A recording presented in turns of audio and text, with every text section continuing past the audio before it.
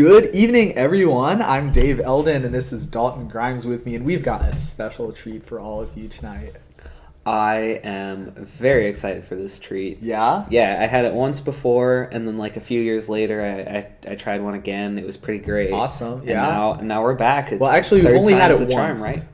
We've only done this treat before one time, which would be for M19. But today we're talking about Guilds of Ravnica. I was talking about Ravnica as a whole. Oh yeah. Well, were you playing back in the original Ravnica? No, but I loved it. Oh yeah. Original Ravnica is a very near and dear place for my heart because let's just say the blocks before that were Morodin and Kamigawa, which if anyone was playing back then, they know that those were a little on the less exciting side of sets to have. Like for starters, you had like the most broken mechanics and you had the most anemic mechanics. Ravnica 1 really hit it out of the park. So everybody loves Ravnica. It's a great set. Everybody's feeling good about. So what are we going to be talking about today? Well, we're going to be talking about the stuff that's in Ravnica, specifically the new and returning mechanics and some awesome new card interactions. And this is a very popular topic probably for a lot of you due to what day is tomorrow? Friday. Okay, and then at midnight on Friday, Saturday, many of us will be spending the night doing something else besides sleeping. Yeah, so this is pre-release weekend. Yes, it is. So we're just about... what, 40, 48, 20, no, more like 23 hours. Yeah. We're like 24 hours ahead of the stream. 24, oh my gosh, I'm so bad at math. 28 hours, holy, there are not 20 hours in a day. Yeah. 28 hours. Leave now, David. That should be like valid for everybody in every time zone because, well, not for everybody in every time zone. But if you're in the Eastern time zone like us, it would be 28-ish hours. Mm-hmm. So, all right, excellent. So what is your favorite guild out of the new set? Out of the new set, boy. So I think I'm really excited to play Boros. Okay, just Boros. Because I find myself to be more of an aggro player. And just like what the Wizards of the Coast loves to do, they made a mechanic just for the Judge program, the Mentor mechanic. And isn't that great? What a sweet tie-in. It is. See, for those of you that don't know, judges always think of those that teach them as mentors. Well, I mean, like that's like in everything. So Dave Eldon, he is my mentor. Aww. And this was designed just for him. Well, so, I mean, it's designed for the Judge program. It's like when they did Judge's Familiar as a card, or they did like some of those other stuff. Okay, so one of the really interesting things about Mentor, and this is something that's probably going to take some getting used to because it's a little counterintuitive. But one very important thing about Mentor is that it's targeted, right? Mm-hmm. Right. The fact that it's targeted means it has some really interesting consequences because a lot of things that you might think would flavorfully work actually end up not working. So let's take a look at some of those. Like for example, let's say I have a 3/3 creature. And I have 2 4/4 creatures that have Mentor. Sure. Right? So can I mentor the same creature twice? So we go to a combat. Yeah. So let's say how Mentor works. So when you attack with a creature that has Mentor. Who has Mentor?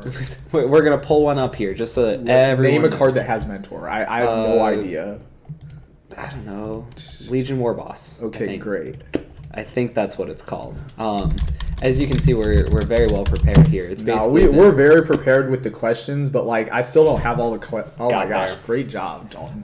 It's basically the new Rabble Master. Yet, so Mentor, whenever this creature attacks, put a +1/+1 counter on target attacking creature with lesser power. Right. So the idea is that we're going to go to combat with 2 4/4 creatures with Mentor. And each of them is going to trigger and target the same 3/3 creature. Yeah, or like maybe to make things less confusing for everybody, let's say we have 2 Legion War Bosses and we're gonna both mentor like the same 1/1 creature. Yeah, that might be easier for everybody. So when we go to declare attackers, we'll swing in with both and we'll trigger and we'll choose the 1/1. Right. Everything there is great. Yep. Cool. Yep. That goblin is a legal target as that spell goes on, or as that ability goes on the stack. And then the first one resolves. Yep. And now we have a 2/2 creature. Oh no!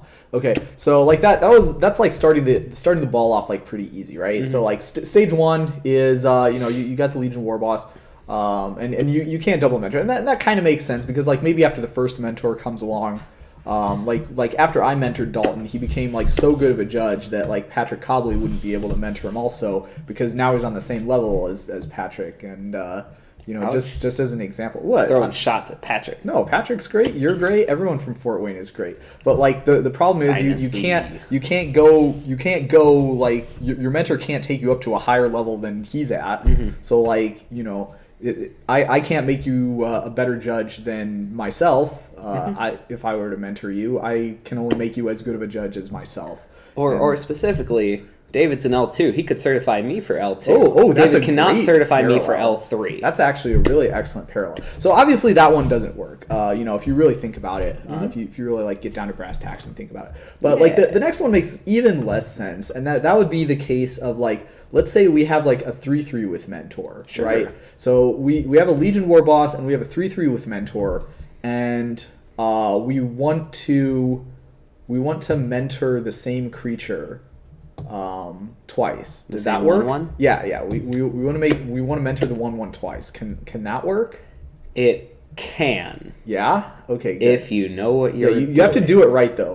So just like mentorship, there's some pitfalls that you have to avoid, and especially with this case, you have to do it right. So Dalton, how would you do it right and or wrong? All right. So we're going to attack with a 3/3 with mentor, our Legion War Boss, and we're going to put both triggers on this 1/1 goblin.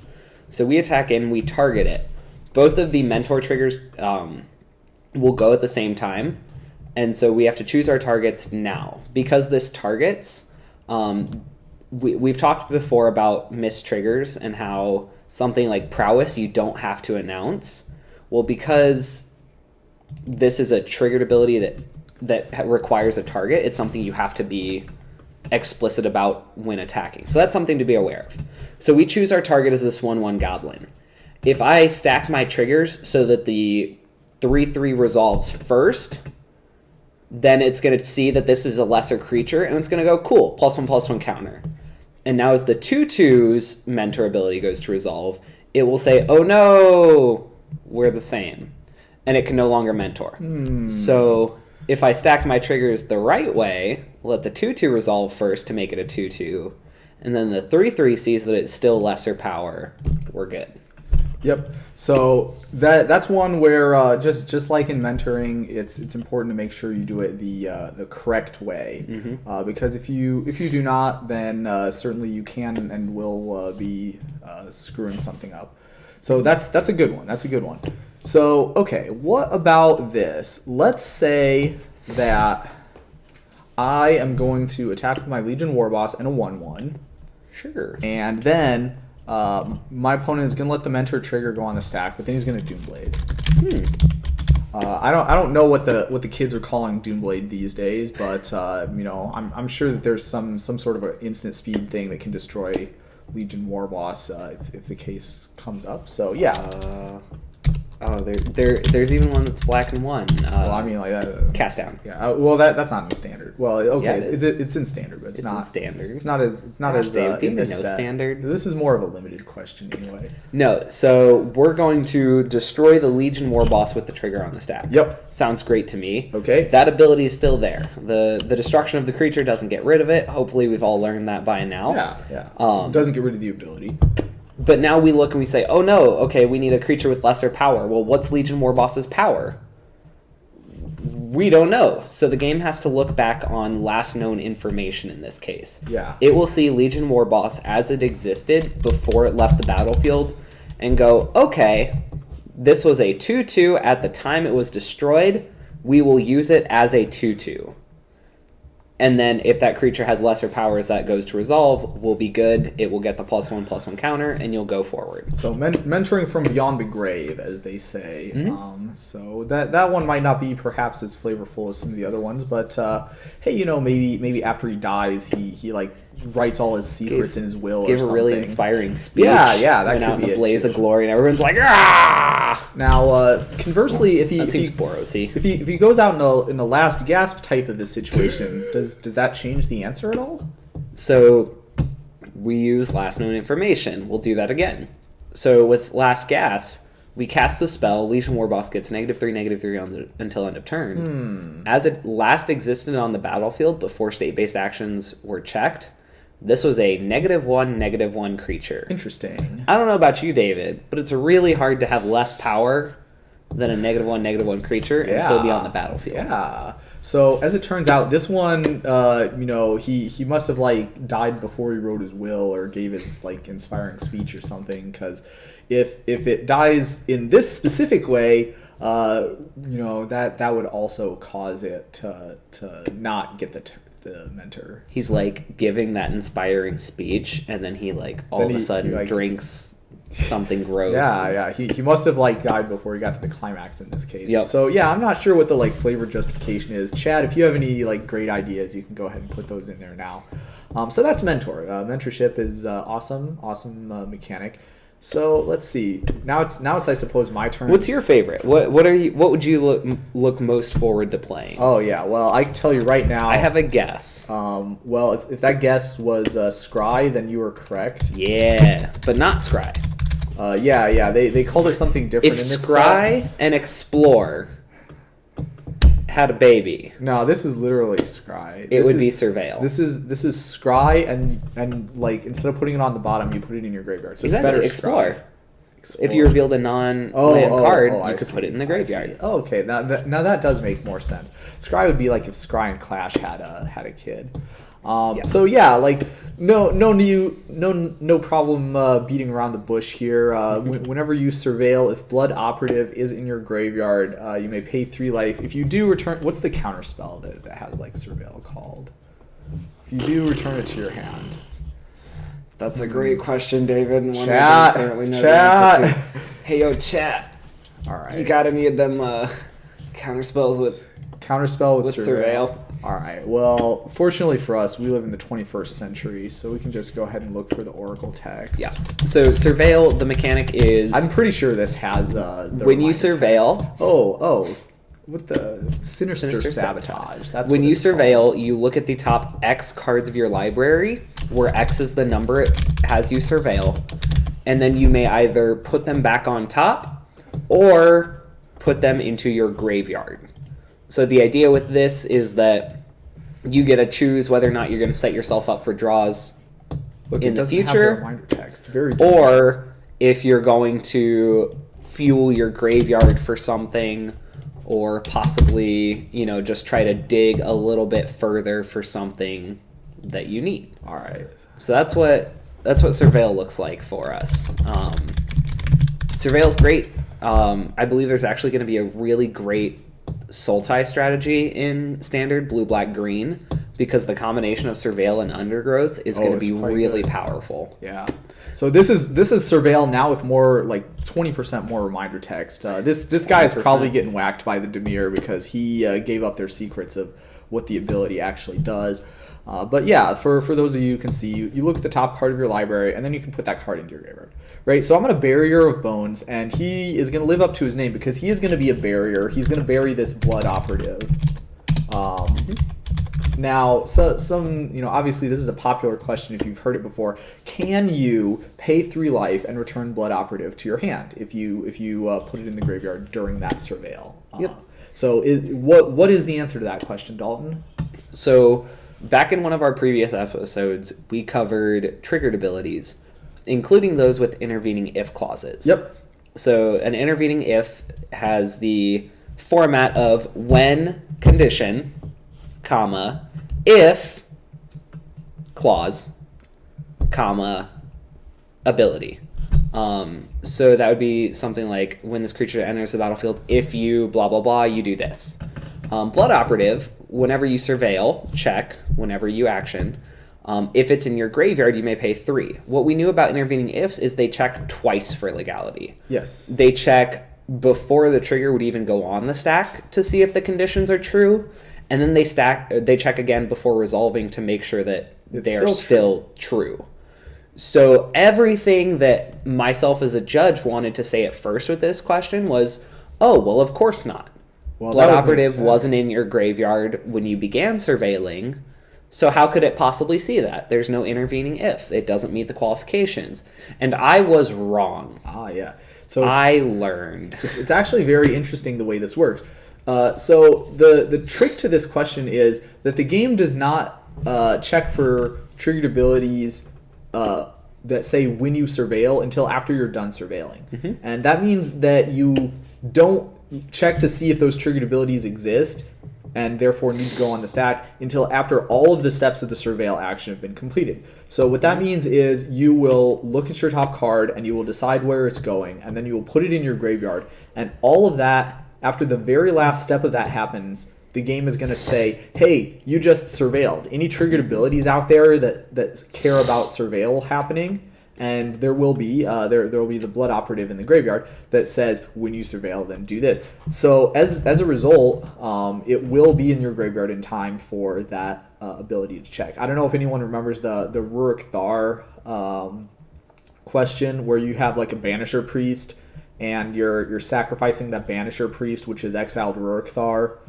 in the process of playing, like, for example, Bone Splinters or Altar's Reap. So with those being the case, the Rurik Thar will be returned to the battlefield during the process of casting that spell, and it will be put back onto the battlefield just in time to see the spell finish being cast. And this is exactly the same situation. Even though Rurik Thar was not in play to see the spell begin to be getting cast, it was in play by the time the end of the casting happened, and so as a result of that, it does get to trigger and deal 6 damage. And the blood operative is going to be doing the same thing here. It will be in the graveyard in time to see the end of the surveil, and at that time the game will check to see if that trigger ability works. Any questions on that? That was kind of an interesting question. I'm sure a lot of people will probably be asking you that question if they have blood operatives available. Yep. If you had a pre-release and you call a judge over and they say, oh, that's not how it works, send them our way. Yeah. Tell them to watch this video. We'll help you out for sure with that. We gotcha. Yeah. So, okay, we've got 2 out of the 5 out of the way. I knew you'd be Demir. we got a special request here. Ooh. I will honor your request, J. Beck Fox, since you are the 400th viewer of this page. You are lucky number 400. Wow, that's true, isn't it? Okay, so we have Convoke. That's going to be the next guild mechanic that we can talk about. And our old friend, the Siege Worm, who is a loyal friend and true, has been printed in every set that Convoke has been a part of, going all the way back to original Ravnica. Yeah. You see it was also in M15 here. So the Siege Worm will help us out with the Convoke. So here, did you have any awesome questions with Convoke? I know I have a couple of awesome questions about how that works. I have this Llanowar elf. Okay, great. Okay, you know Llanowar Yeah, elf, right? Me and him go way back. Yeah, great. So when I'm casting Siege Worm, I only have some limited. Probably like 5 lands and 1 Llanowar elf is 5 usually lands how and this 1 Llanowar question elf. goes. Yeah, exactly. Yeah, okay. So what I'm going to do is I'm going to tap those 5 lands. Yeah. And I'm going to tap Llanowar elf for mana. But as I'm doing so, I'm also going to tap it to Convoke. Interesting. That probably isn't going to work the way you're hoping it will. But I want it to. Well, do you see like the 2 other elves in the picture? Like I'll tap them. Yeah, he can convoke for his friends. It's like in Pokemon when you have like they called for help so that they can get some more. All right, so you're unable to do this, and the reason for that is because when you are casting a spell with Convoke, the part where you convoke is going to happen at the same time as you're paying the costs to cast this spell, and that is the very last step that happens before the spell is considered to be cast. Now, before that, there is another step where you can activate mana abilities, and so what's going to happen is if you tap Llanowar Elves during the activating mana ability part of casting a spell, then it will be tapped when you're paying the cost, and you will not be able to re-tap it because it's already tapped when Convoke is active. Likewise, if you try to tap it with Convoke, you would have to do that during the time when you're actually paying the costs, which is after the time when you would have had an opportunity to tap it to activate mana abilities. So this, in fact, does not work. Another thing that is a little bit less obvious, but also no less true, is let's say we have something like, I hope I remembered the name of this crate. That's not how you spell that. All right, so let's say we have this card, Blood Vassal. Oh boy. Right? So it has the ability, sacrifice Blood Vassal, add black to your mana pool. Not standard legal. Yeah, but Disclaimer. Don't think that there are any specific cards with this type of ability in Standard right now, but this one works really excellent. So let's take a look at this. Can we tap the Blood Vassal and also sacrifice it for black? So therefore, that would be tapping for essentially 3 mana worth of our Convoke spell. Well, what do we know about casting spells? Right. So we just covered that when you go to actually pay for the spells, you've already determined the value and everything, you have that chance to pay for it. And this is paying for all requirements of the spell. This is going to be whether or not you have to, as an additional cost, sack a creature, as an additional cost, sack a permanent, whatever. Anything you need to do, you have those abilities. So the only requirement is that you can't make partial payments.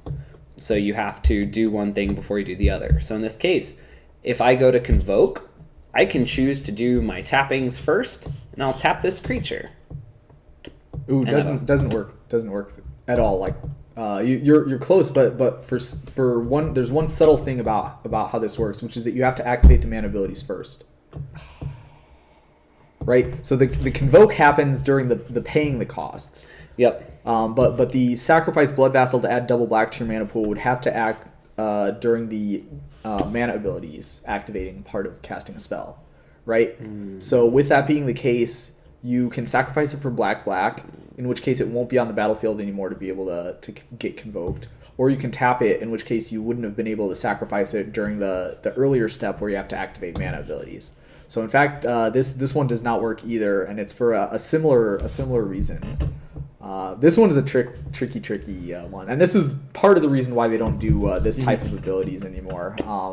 Usually, you would see this as a tap sacrifice Blood Vassal, add black if they were going to print this card today. Exactly. Now, if you want more information about Convoke and forget about what I just said, because there's one more really awesome. We're gonna do it because David's really excited about it. No, this is a sweet card. Who's ever heard of this card before? It's called Centaur Omen Reader. Now, what this card does is it's from Future Sight. As long as it's tapped, creature spells you play cost 2 less to play. Right? Okay. So can we cast the Siege Worm by convoking this, and that makes the Siege Worm cost 2 less for Centaur Omen Reader's ability? That's fun. Okay, great. So, unfortunately, this does not work the way we want it to. Oh, man, none of these Convoke ones work. This is such a bad mechanic. Once you begin to pay for spells, you've already determined the cost, and that is locked in place. Yeah, that's correct. However, the second Siege Worm you go to cast will now be cheaper. Yeah, it will, but you won't be able to convoke Centaur Omen Reader for it because it'll already be tapped. No, but it'll be 2 cheaper, so you only have to do 5 mana for it, and then you can tap the new Siege Worm, so that's only 4 you have to come up with. Yeah, so just making sure that everything's clear here. If you are convoking with Centaur Omen Reader, again, the time when you are convoking is going to be during the time when you're paying the costs. And not only is paying the costs after the time you have to activate mana abilities, it's also after the time when the game determines what the total cost to cast the spell is, which is when cost raising and lowering abilities are going to need to take effect. So Centaur Omen Reader is going to need to be tapped during the time when you are determining how much Siege Worm costs to cast, and that is before the time when you have opportunities to tap stuff with Convoke. So again, this one does not work.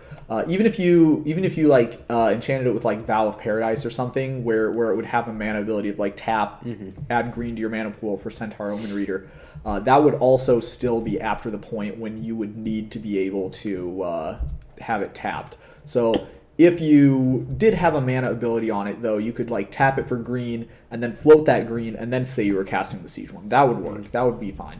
But certainly it would not work with Convoke. So that's a good one. Any other questions about Convoke and Delve and Improvise, which are basically palette swapped versions of the same mechanic? Of course, David. I do have a question. There might be a really awesome article you could read on blogs.magicjudges.org/FTW which would answer those questions. That's the Returning Mechanics Review article for Delve, Convoke, and Improvise, and that just got published yesterday. So I encourage anyone who has any questions about Convoke to hit that up, and hopefully that will be able to answer all those questions. Yeah, the differences out there, they're subtle. Yeah, it's very interesting set of mechanics, and they changed how they worked for the better in the last time that they did Convoke, and that one really helped a lot.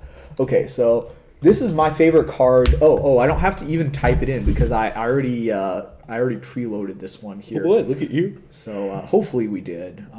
Let's see here. Rhizome Lurker, and of course we missed. So it's Lurcher is how that card is written. Oh boy. So with the Rhizome Lurcher, okay, there we go. Perfect. You got it. All right, so with this card, it has the ability Undergrowth. This is the Golgari. Golgari, also a fine guild, one of my favorite guilds. And so it enters the battlefield with a number of +1/+1 counters on it equal to the number of creature cards in your graveyard. All right, excellent. As a common, seems pretty sweet. Yeah. Okay, so I don't know. Is there any interesting questions you might have about the Undergrowth mechanic? Yeah. Let's just say there's a couple of them. Yeah. If you don't have any pre-thought up, then we might have to jump to the really, really exciting questions. So when this creature enters as a 2/2, I can respond to the counters, right? So the answer to that question is no, because it isn't the other card that does work that way, which I don't remember the name of, so I have to look it up in my show notes here. Oh boy. Catching David by surprise. Well, there is a card that does that. That's kind of the interesting thing. So with this one here, this is a replacement effect. This changes how it enters the battlefield, and as a result, the entering the battlefield is replaced by entering the battlefield with 2 counters on it. So there's no chance that you would have to like lightning bolt or shock or direct current. Is that a sorcery, direct current? So you have no chance to activate spells or activate abilities or cast spells before this happens. Now there is another card called. Hopefully we spelled this one right. Maybe there's only one R in Forager, probably. Oh, come on. New set, who dis? Foragers. Crawl Foragers. So this one here, this one here does have the property it's completely different. So with the Crawl Foragers, you can see that this is a triggered ability, which means that there is a time when it's on the battlefield, but this ability hasn't resolved yet, which would mean that if you were to like play the Crawl Foragers and then sacrifice it with the Undergrowth ability on the stack, it would be in your graveyard in time for it to count itself in that total, and then you would be able to gain 1 additional life. So if you really were into gaining more life, you could make the ultimate sacrifice on behalf of your Crawl Foragers, and then you'd be able to do that. So that's kind of interesting. Yeah, and one important note about this, Mentor, Surveil, oh no, what are our other 2 besides Golgari? Mentor, Surveil, Convoke, and what's the last one? Undergrowth? Not Undergrowth. Oh, the last guild? Yeah. The Someone get a magic card. Jumpstart. Yeah, that is it one. Those 4 all work the same way. Surveil has different numbers that it can do. Jumpstart always requires you to discard 1 card. Surveil, you look at cards, but it could be a different number. Undergrowth is weird. Yeah. It always relates to the number of creature cards in your graveyard. But sometimes it's a triggered ability, and sometimes it's a replacement. But they're not effect. always consistent. And then like sometimes they use it like as a weird like extra thing. So yeah, it's weird, right? So that's something that you want to pay close attention to when playing or drafting. Yeah, you definitely want to read the friendly cards on this one. Because it can make a big difference. All right. Now I think you're really going to like this next question. I do. Can we take a second to appreciate that art? It's our old friend Rhizome Lurcher. Beautiful. Again. And if anyone's ever played The Witcher 3. Ooh, yeah. Okay, so let's say that we have 2 Rhizome Lurchers, and that's our graveyard. It's Beautiful. 2 Rhizome Lurchers, right? Okay. Now, we also have a token of some kind. Let's say maybe one of those like Elf Vigilance green-white ones. Those are kind of on theme, right? So we are going to victimize our creature token, and we're going to return 2 Rhizome Lurchers from our graveyard to the battlefield. How Sure. many counters does each Rhizome Lurcher get? I give up. Oh man, I give up. Okay, This is too hard. no, this So- is kind of difficult. This is actually a really interesting question. Yeah, so we have our 2 creatures in the graveyard. Yeah. We have victimized. So choose 2 target creature cards in your graveyard, sacrifice a creature. We sacked a creature. Yeah. It's going to go to the graveyard. Great. Yep. Now, we return the Rhizome Lurchers to the battlefield. Right. So we take them out of our graveyard and we put them on the battlefield, right? Yes. Nice and clean. Perfect. It's great. Okay. Everything's easy. So- So now how many do we have left? All right. Basic math. This is 0. Well, we have the creature token that we Yeah. sacrificed, I guess, if you want to count that. Okay, so let's go through one by 3 one. minus 2 is 0. Well, This is great. Well, like we added 1 in too, Magic's perfect. because when you use victimize, you have to sacrifice a creature. The token. Yeah. 3 minus 2 is 0. Yeah. So okay, here is let's count through one by one to see like whether each one counts towards the total, right? So with Rhizome Lurcher, it does have a replacement effect. Now the replacement effect applies as it's entering the battlefield, Correct. which is very interesting because like all replacement effects, the game is evaluating how it should apply immediately before the time when it actually does apply. So immediately before Rhizome Lurcher is on the battlefield, it's actually in your graveyard. So that's interesting, right? Both of these Rhizome Lurchers are actually in your graveyard at the same time, immediately before both of them return to play, because That is very true. the Victimize will return them in one action. It'll return both cards from your graveyard to play. It doesn't use like return one, then return the second one. It returns them both at the same time. So what that means is that when the game is determining how this replacement effect applies, it will see both Rhizome Lurchers in the graveyard. So both of them will count towards their own and the other one's total, which is kind of counterintuitive, I suppose. So let's talk about the creature token, right? So does the token go to the graveyard? So, in Magic, if a token, specifically as a state-based action, if Whoa. a token would go anywhere but the battlefield, it ceases to exist. But that's not a But it's still that's not a replacement effect. That's No, like no, it's a state-based that action. happens after. Yeah, it's a state-based action. Correct. Ooh. So the token does go to the graveyard. so the token goes to the graveyard, Yeah. and then the state-based actions want to check it there and So- say, "Oh, this can't happen." Poof. So wait a minute. When do state-based actions get checked? But state-based actions get checked only before a player would receive priority. Ooh, so they don't get checked in the middle of Victimize resolving. They don't. So the creature token would be in the graveyard when Victimize creature is resolved. token hits the graveyard, Yeah. and then Victimize resolves with our creature token in the graveyard. Yeah. Isn't that cool? Isn't that So cool? these Rhizome Lurchers, you are trading hopefully one token Yeah. for 2 5/5s. All right. So there's one problem. There's Right? one slight problem. Right? That seems pretty sweet. If Wizards wanted it to work this way, they could have made it work this way. But if you read very carefully on this card, it doesn't say for each creature in your graveyard. It says creature cards in your graveyard. Okay. Ooh, oh, we got trapped. Okay, so even though the creature token is in your graveyard, the Rhizome Lurchers will not count the creature token Perfect. because it's a token and not a card. Yep.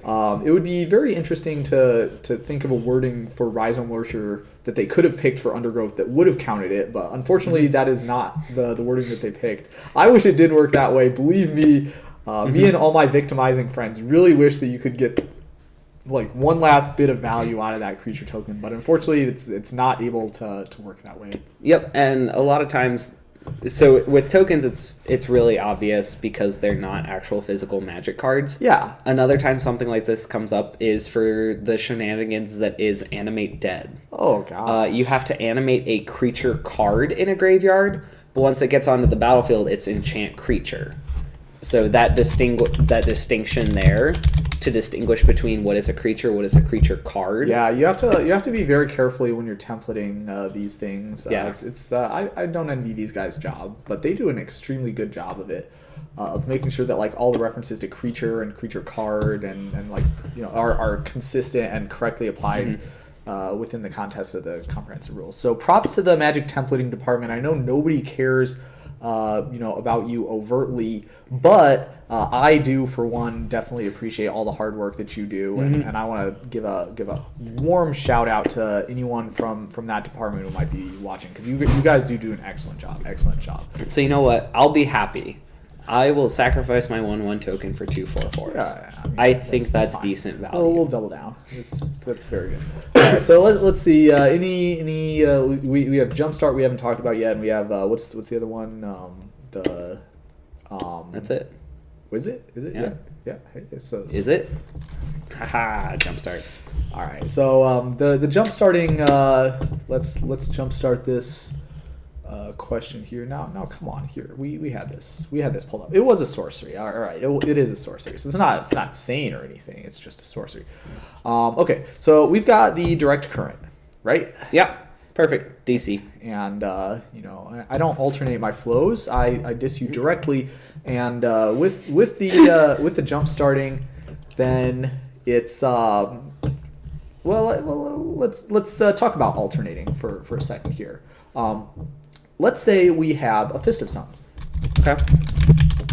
Now, I know how to spell all these words and do all this other stuff. So we have a Fist of Suns. Sure. And now we also have a direct current that we want to play with the Jumpstart. Can we, since paying 2 into red is so, double red is too cost prohibitive. So rather than that, can we play, all one of each color rather than double red? Why don't you go ahead and pull up our boy? What, the direct current? Okay. So for Jumpstart, you may cast this card from your graveyard by discarding a card in addition to paying its other costs, then exile this card.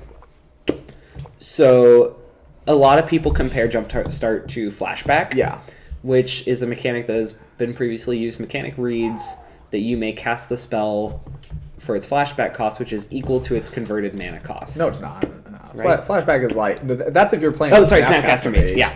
Yeah. So for its flashback cost, which sets that flashback cost. Yeah, like for example, Ancient Grudge's flashback cost is completely different from its mana cost. Yep. But this is what people like think. Oh yeah, it's just a rebranded flashback. Yeah. It's not. It's not, because there's one really really important difference between flashback and jumpstart. Yep. So flashback here, you may cast this card from your graveyard for its flashback cost. This flashback cost, it's different. Is an alternate cost. Yes.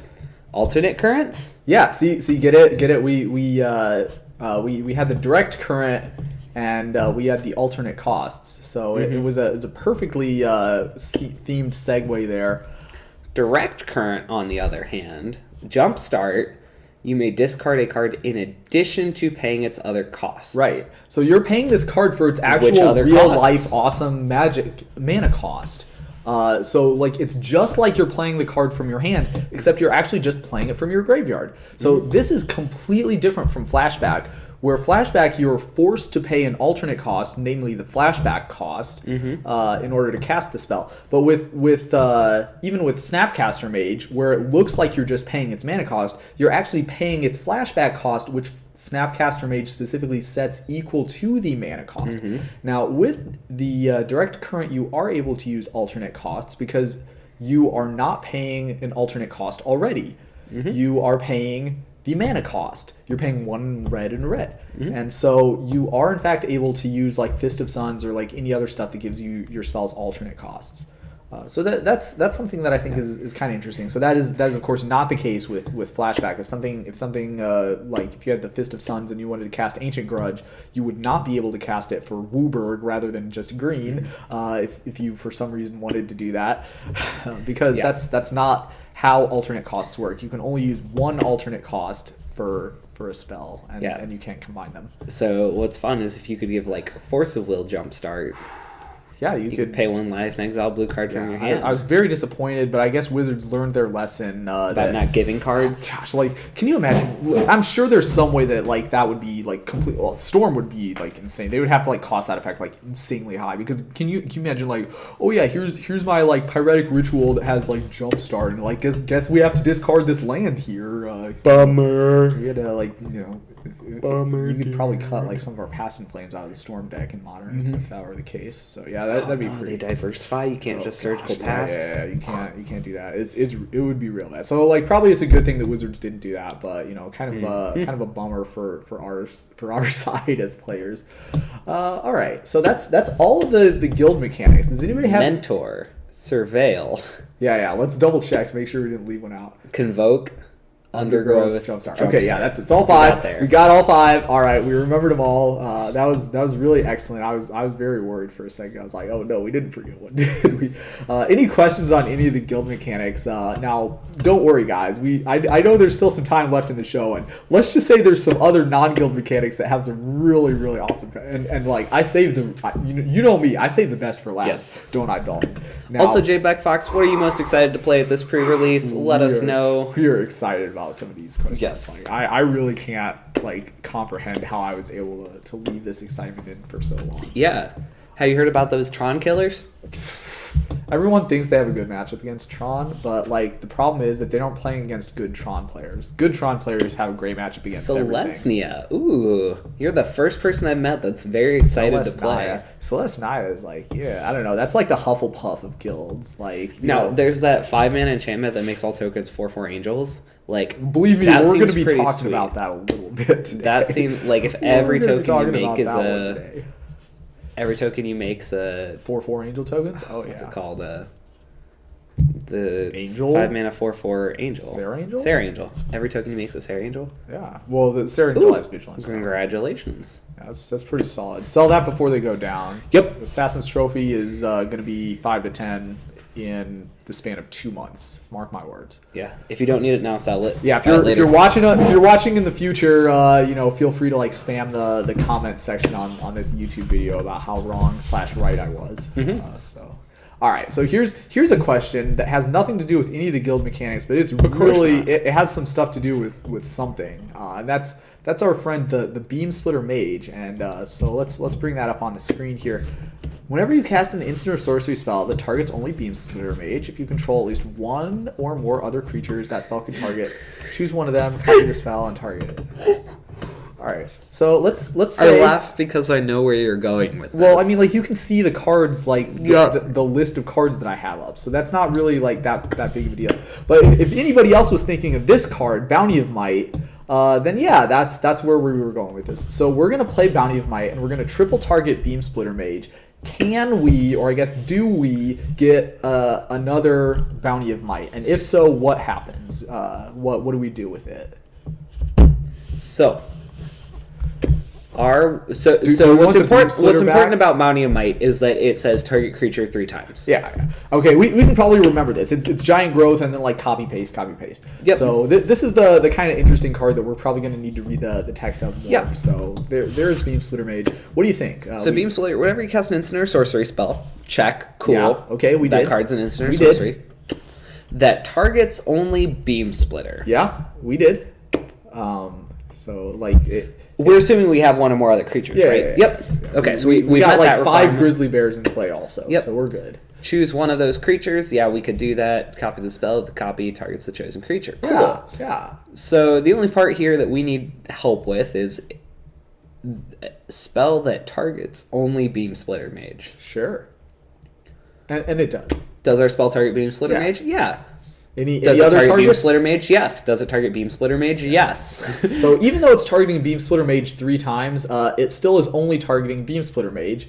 And so as a result of that, we can copy the spell. And therefore, we can choose one of our grizzly bears. Now, the way this works, the copy... When you copy it, unlike many other copy effects, this one does not let you freely choose the targets for the copy spell.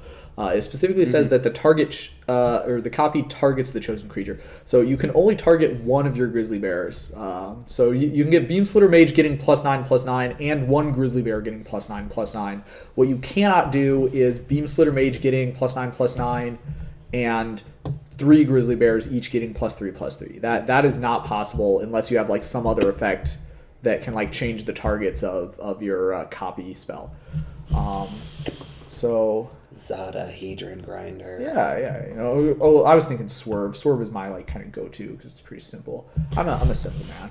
Now, Not limited, though. Another kind of interesting thing that we might be thinking about here would be, well, what about this card? Well, David, what about Gravotic Punch? Yeah. So Gravitic?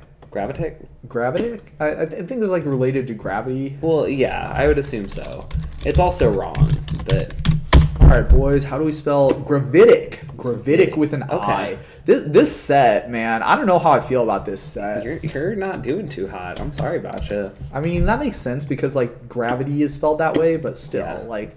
Okay, so we are going to have target creature, Beam Splitter Mage, dealing damage equal to its power to target player. This seems like a sweet spell. Okay. Do we get like double? Do we get to double hit them because we played the Gravitic Punch targeting Beam Splitter Mage? Target creature you control deals damage equal to its power to target player.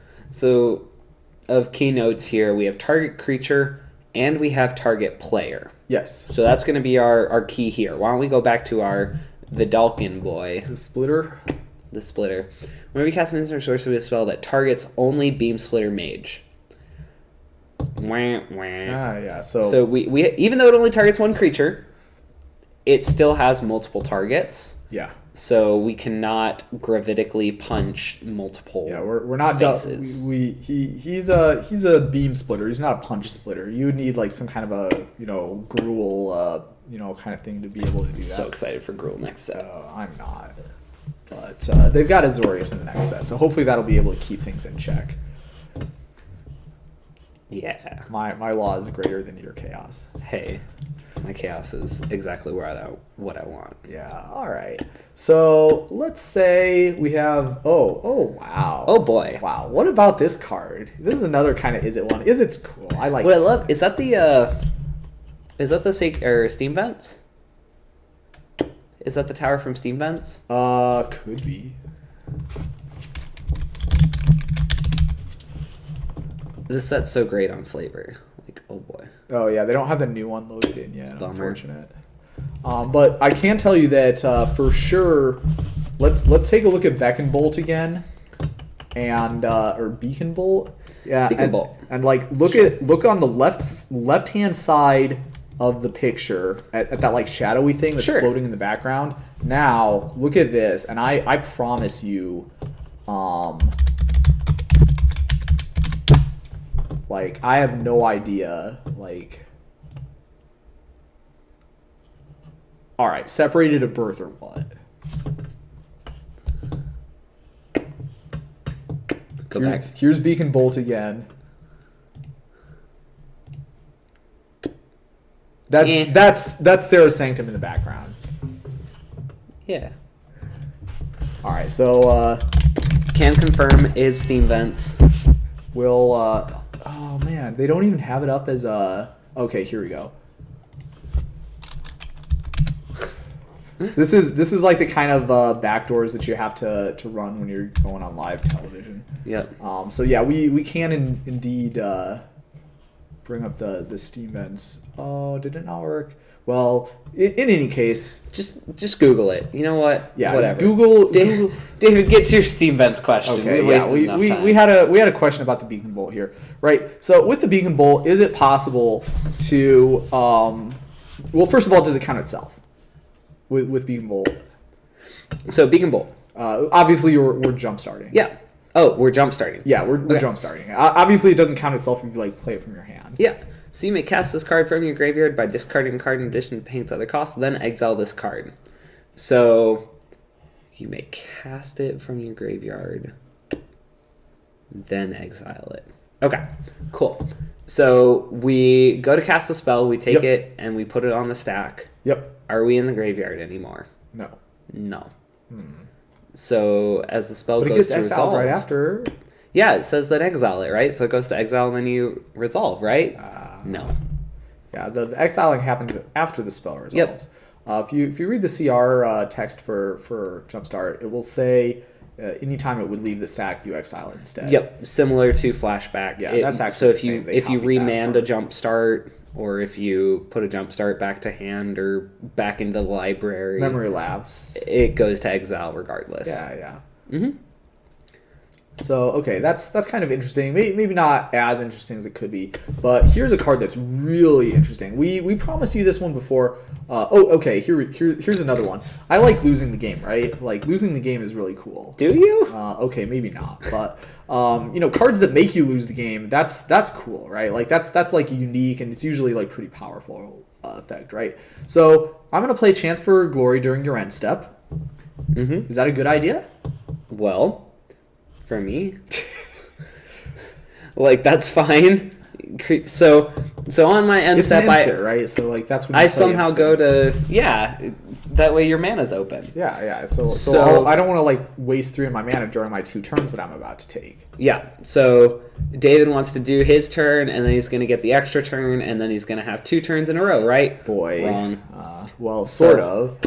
If I don't lose the game during the first of those turns, yeah. So whenever you would receive like an extra something, it occurs immediately after the current thing in the game. So the next time the game would go to whatever that would be, it goes to the next one instead, the new one. Yeah. So David's extra turn comes before my normal turn that I would normally get because it's my turn. And so in his extra turn, if he gets to the beginning of that turn's end step, he loses the game. Whoops. Yeah, that's bad. So don't end step the Chance for Glory unless you have like the infinite. Unless you have some kind of a way. Sundial the infinite. Aw. I had this. We were talking about this one before. Yeah. We're gonna let you do the auto cards for the next episode because apparently I can't be trusted for this one. Okay, so unless you have some kind of a way to fix it so you don't lose the game. Now, interestingly enough, the Chance for Glory, it does have an interesting phrase that they left out. It says the creatures you control gain indestructible. It doesn't say until end of turn. But David, what about invert? Yeah. So this is intentionally not having the until end of turn part left off. This one here is errata. They already put the errata on this one. So joining our good friend Oboro Envoy to that elite club there of stuff that they forgot to put the until end of turn on. So this one here is for real. They're indestructible forever. So if you skip your next turn, or if you end the turn before this trigger ability kills you, they're indestructible for the rest of the game. It doesn't say indestructible until end of turn or any nonsense of that type. Which is great. Yeah. Specifically, though, if we go back to invert, what's important to know about this card, because it could cause some confusion. Oh, yeah. It does go until end of turn. So that will go away at the end step for invert. It does say switch the power and toughness of each of up to 2 target creatures. Right. That's switching the creature's own power and toughness. That wouldn't be so I can't switch like my like 1/1's power and toughness with your 10/10's power attackers. Yeah. That's not how it works. The reason for that is because switch has like specific rules meaning that's defined in the CR. And so like switching the creature's power and toughness is specifically defined in the rules. So this templating here, if you look in the CR, it will specifically be referring to switching a creature's power with that creature's toughness, not switching a creature's power with another creature's power and that creature's toughness with another creature's toughness. So yeah, unfortunate that that's the case, but what do you do? Yep, just something to be aware of. Man, it feels really bad when you like have this spell and you're like, "Ooh, I'm gonna get him! I'm gonna get him!" And then you played yourself. Got him. Yeah, that's always sad. Ouch. All right. It happened to me once with a bad fog effect. Ooh. I thought it prevented combat damage, but it prevented. I think it prevented non-combat damage or something. Wow, gross. Sounds like you need a divine visitation. Now, yes. If you thought we were getting all the way to the end of the Guilds of Ravnica like rules questions episode without talking about this awesome card, you don't know who you're dealing with, because this card is like the card for the rules question. I appreciate the offer, David, but yeah, I actually won't have any birdseed. Oh yeah, well there's going to be a lot of birdseed. So let's speaking of birds, what about demonic owls? Right? So let's say that I have the Divine Visitation in play, and I play like something that gives me a creature token. Oh boy! And you want creature tokens You want creatures of any kind. You don't care what they are. Give me all of them. Give me them specimens. You're gonna spec up in response to my card that gives me a creature token. You gather specimens. Yeah. What kind of creature token do you get? So, gather specimens is a replacement effect. Sure is. It replaces how the creatures enter the battlefield. Hey, that's true for Divine Visitation is a replacement effect. Yeah, also a replacement effect. So with replacement effects, what do we remember? If an object has multiple replacement effects, the object's owner gets to choose how to apply them, correct? Yeah, but there's rules, right? But there's rules. Yeah, there's layers for What's an replacement owner? effect. Oh boy. Well, okay, that part's kind of self-explanatory in this case. Like the creature tokens are coming into play under my control. Or are they? Well, the original event is them coming. So into in play. theory, they come under David's. So for me, that would mean I get the decision. But unfortunately, I don't get a decision about whether to apply the Divine Visitation first or the Gather Specs first, because there's a specific rule in the CR that says, okay, so you can't pick in any order that you want. There's layers that you have to pick. So the first layer that you have to apply is copy effects. Those are not here in this question. The next layer is the Gather Specimens layer that only applies to one specific card so far. And so that's the next one that you have to apply. So I have to apply the Gather Specimens before I apply the Divine Visitation. So the creatures, so like if this were like say Soren giving me 5/5 dragon tokens, I might want to apply the Divine Visitation first, so it would only be like 4/4 angel tokens that Dalton gets. But unfortunately that's not how it works. You have to apply the Gather Specimens first. You don't have a choice. So either way you will not be getting angel tokens. Only I will be getting divinely visited. You are just getting like some like goblins or something. Whatever crappy creature tokens I mustered up. All right, so final question, and oh boy, we saved the best for last. So it's still Divine Visitation. Anytime this has got to be like one of my top 10 favorite Magic cards of all time. Anytime this card comes up, I just right? Isn't it great? Right? So like, okay, so I have Divine Visitation. I have Essence of the Wild. What do I play like some creature token thing. What do I get? Right, like that's the question. That's the obvious question. Everybody's mind is like, ooh boy, what do I get? Ooh boy, it's like Christmas Day. What kind of creatures will I be getting? It's a good thing David just covered. I guess I did kind of tip my hand a little bit here when I talked about the layers. So we got 3 layers. Right. Yeah. Number one what was the first layer again? Copy. Yeah. Okay. So like the creature tokens that I generated are creatures entering the battlefield under my control. So that's gonna have the replacement effect of Essence of the Wild coming, making them copies of Essence of the Wild. Then we're gonna see if there's any more replacement effects that need to apply. And hey, wait, is there maybe one more to apply? Yeah. Then the Divine Visitation is gonna overwrite that, and it's gonna make them into angel tokens. So this one's not actually as bad as it kind of seems like it might be. Some of the other Essence of the Wild ones are really, really exciting. I guess we do have like a little bit of extra time here, so we can talk like about replacement effects some more. What about if I have this Chamber Sentry, right? Seems fun. Yeah. Okay. So if you clone Chamber Sentry, what does it enter the battlefield in? Wooburg. What? There's Wooburg on it. No. Like I'm cloning this. This is like I played this one for 5. Unrelated. I played this one for 5, and so it has like 5+1/+1. Awesome, great. What does the clone enter with? So, to my understanding of Magic, whenever a card refers to itself by name, it simply means this card. Okay. So Chamber Sentry's text essentially reads, this card enters the battlefield with a +1/+1 counter on 8 for each mana you spent to cast it. Sure. Clone's entering as a copy of Chamber Sentry. Yep. So my question to you, David, how many colors of mana did we pay to cast? It would have been at least one, right? Like, because it has a blue in the mana cost, right? Yeah. So like, we'll say like we did this one like super spiffy value way, and we use like white, blue, black, red to cast this clone. Okay. So there's 4 manas in the clone's ability. Mana. There can't be. What? Clone's blue too. No, not clone. Believe me, I use this one in like every question that I have. Right? That requires copy effects. No. What am I thinking of? Stunt double? There's several. Stunt double is the same mana cost. It just has flash. What am I thinking? Yeah, there's several cards that are like double blue. God.